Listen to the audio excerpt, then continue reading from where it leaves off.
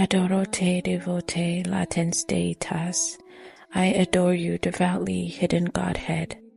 This hymn is his love song to Jesus in the Eucharist. God truly present, but hidden under the humble appearances of bread and wine. Thomas knows that what the eyes see is only figures, but what faith touches is the living Christ himself. He says our senses fail here, visus tactus gustus inte fallitur. Sight, touch, and taste cannot reach Christ's presence. Only hearing and faith can truly receive this mystery. I believe all that the Son of God has spoken. Nothing is truer than his word of truth.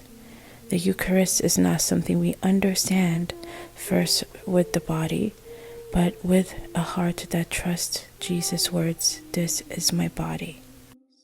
Thomas then compares Calvary and the altar.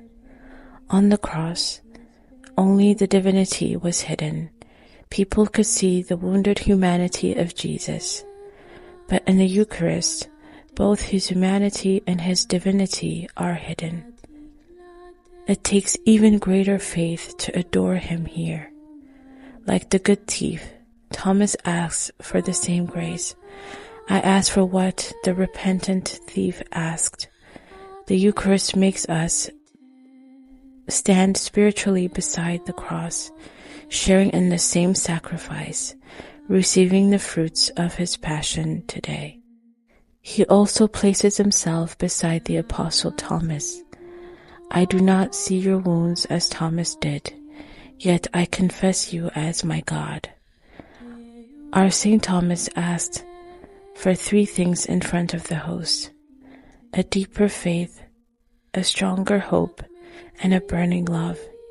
Fac me tibi semper, magis credere, in te spem abere te deligere. Then he calls the Eucharist Memorial Mortis Domini, the living memorial of the Lord's death and the bread of life that gives life to man. He prays that his mind, his inner self, might be nourished by this bread, and that Christ might always be sweet to his soul, not just known, but tasted and loved.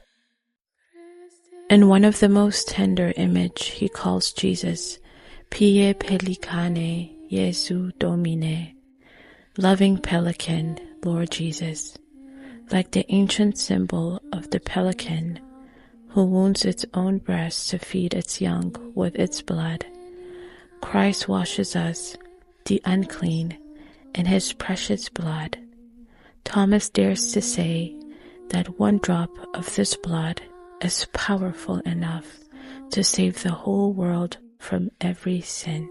Finally, the hymn lifts our eyes from the hidden presence on the altar of the face-to-face vision of God in heaven.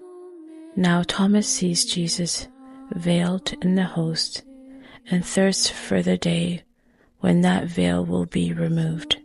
Jesus, whom now I see hidden, I ask that what I so thirst for may come to pass, that seeing you unveiled face to face, I may be blessed with the sight of your glory. From beginning to end, Adoro te, Devote is Thomas' heart speaking to Jesus, a gaze of adoration, a confession of faith, a cry for mercy, and a longing for the day when the one he adores, hidden in the host, will be seen in glory. As theology, yes, and above all, is love before the Eucharist.